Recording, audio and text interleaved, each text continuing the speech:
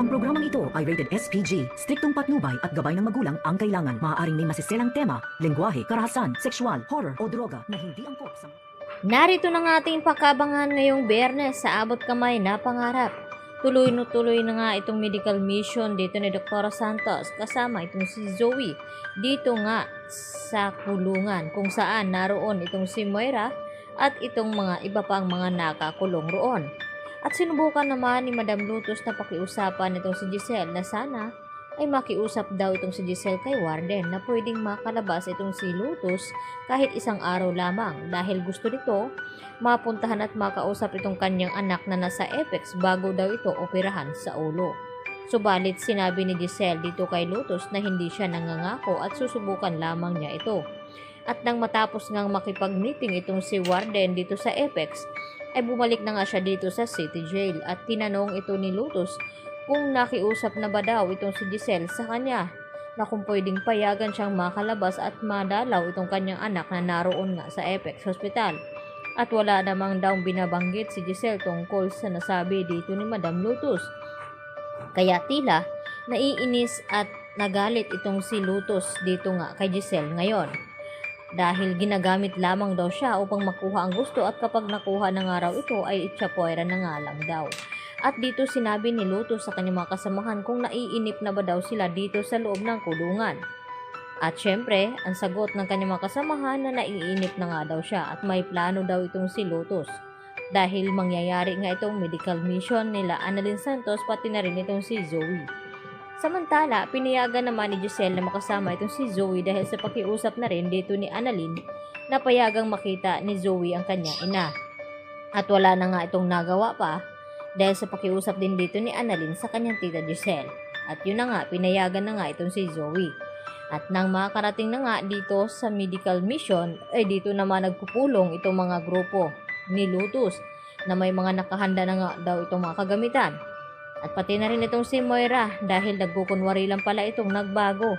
Dahil may sorpresa nga daw siyang nakahanda para dito kay Annalyn.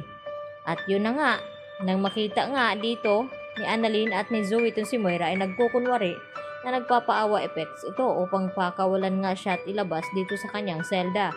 At nagdesisyon naman itong si Giselle na subukan daw nilang ilabas sa selda itong si Moira. Titingnan daw niya kung anong reaksyon ni Moira kapag nakita niya at nakaharap itong si Lynette.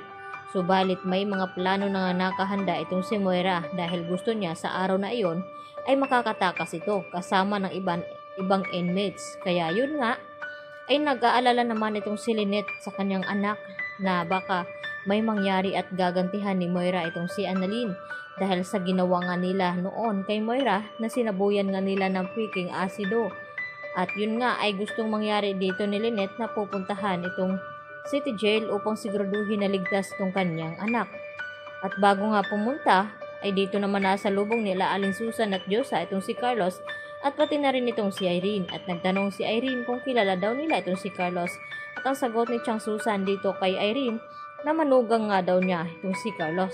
At nagtanong si Chang Susan kung sino itong si Irene at sumagot ito na ex nga daw siya dito ni Carlos Benetes at nagulat ang dalawa. Sa kabilang banda, sinasamahan naman ni RJ na pumunta itong si Lynette dito sa City Jail. Subalit nang makarating na nga sila dito ay nadat na ng nila na nagkakagulo sa loob.